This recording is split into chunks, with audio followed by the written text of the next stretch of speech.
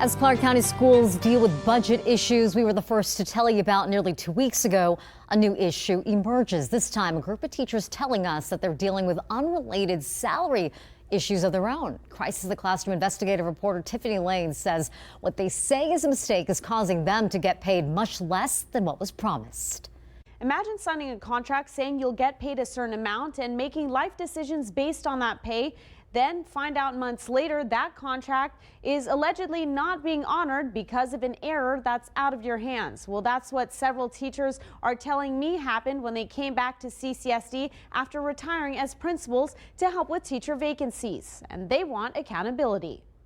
You're targeting administrators that have the knowledge and the education to support our students in the classroom. 3 former principals who just returned as teachers in the Clark County School District are angry and discouraged. This was so egregious and doesn't even seem like it's legal in any way, shape, or form. Here's why they're fed up. Just as the school year got out the end of May, they say they received an unexpected call. The head of human resources said that there was an issue and there was a mistake made in my contract. The mistake, they say, was a different salary schedule, now placing them on one from 10 years ago. We're not talking about a $500 or $1,000 difference. I take a $31,000 pay cut. Upwards of $40,000. The difference for myself is a $35,000 difference. Sandra Tomburo signed her contract in March and was supposed to start in July, receiving about $104,000.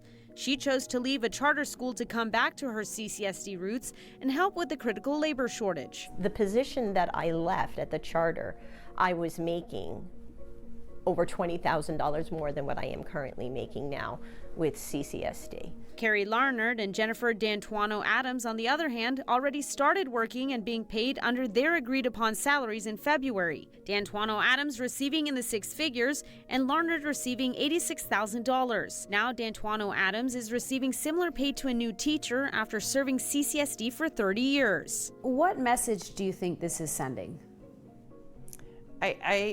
The worst part of the message is that it shows that these people like me who've given their careers to this community and to this district aren't valued. Even worse is that our kids aren't, because we're not valuing our kids. So they became vocal and reached out for answers. They showed me emails, including this one from August.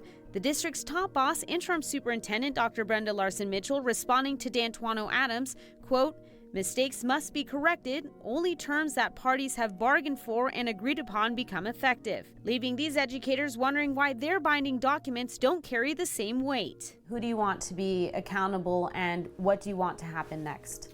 Well, I really believe that both interim superintendent Dr. Larson-Mitchell and the school, the teachers union. All 3 met with Dr. Larson-Mitchell separately, hoping there would be a change of heart. Instead, her response to me was that it was unfortunate and she was sorry that it happened, but that it was legally appropriate, which again, I disagree. Unfortunate is what you would call when you spill your coffee in the morning.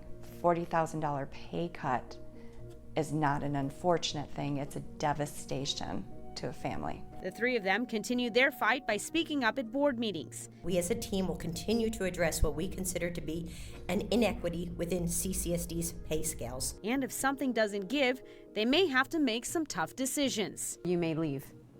I am looking for another job. I'm not going to be in a place where I'm not valued. Now, these teachers say they've heard of other former administrators in the same position who've been impacted as well. They're hoping their story will lead to some action soon. I'm Tiffany Lane reporting for News 3. Back to you.